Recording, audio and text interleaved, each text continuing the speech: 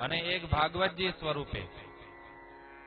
કેમ કે મૂર્તિ હોય, મૂર્તિ કોઈ બી મૂર્તિકાર હોય જે ભગવાનની ઘણી બધી મૂર્તિ બનાવે. તમે ગણેશોત્સવમાં મૂર્તિની દુકાનમાં જાઓ તો ગણપતિજીની કેટલી બધી મૂર્તિ હોય, પણ એ બધી મૂર્તિની મૂર્તિકાર પૂજા ન કરે. મૂર્તિ એના જે મંદિરમાં પ્રતિષ્ઠિત હોય ને એની જે પૂજા કરે.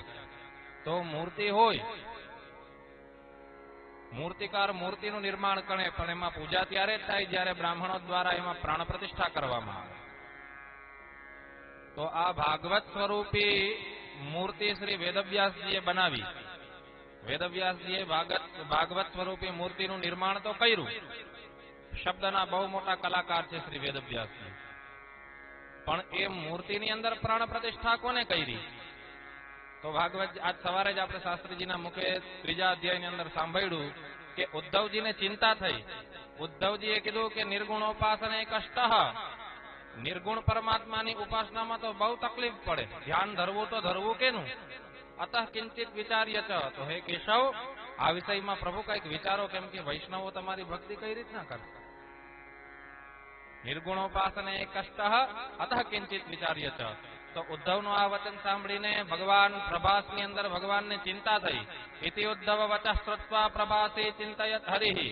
અને એ ભગવાનને ચિંતા થઈ અને એ ચિંતાનું પરિણામ શું આવ્યું? તો ભગવાને જ્યારે 125 વર્ષની લીલા પૂર્ણ કરીને જતા હતા તે સમયે આ ભાગવત રૂપી જે મૂર્તિ શ્રી વેદવ્યાસજીએ બનાવી એ મૂર્તિની પ્રાણ પ્રતિષ્ઠા ભગવાન સ્વયં કરતા ગયા. ભગવાન સ્વકીયમ યદ ભવત તેજસ તચ્ચ ભાગવતે દધાત. ભગવાનનું જે દિવ્ય તેજ હતું, કાલે આપણે ભગવાનની વ્યાખ્યા શાસ્ત્રીજીના મુખે સાંભળી કે જ્ઞાન, શક્તિ, બલ, ઐશ્વર્ય, વીર્ય, તેજ, આ 6 ગુણ જેના અંદર અશેષ રૂપથી વિદ્યમાન હોય એ ભગવાન. તો એ ભગવાનનું જે તેજ હતું, સ્વકીયમ યદ ભવત તેજસ તચ્ચ ભાગવતે દધાત, એ તેજ ભગવાને ભાગવતજીને આપ્યું. કઈ રીતના? તો કે તિરોધાય પ્રવિષ્ટોયમ શ્રીમદ ભાગવતાર્ણવઃ. ભગવાને પોતાનું દિવ્ય તેજ આ ગ્રંથની અંદર પ્રતિષ્ઠિત કર્યું.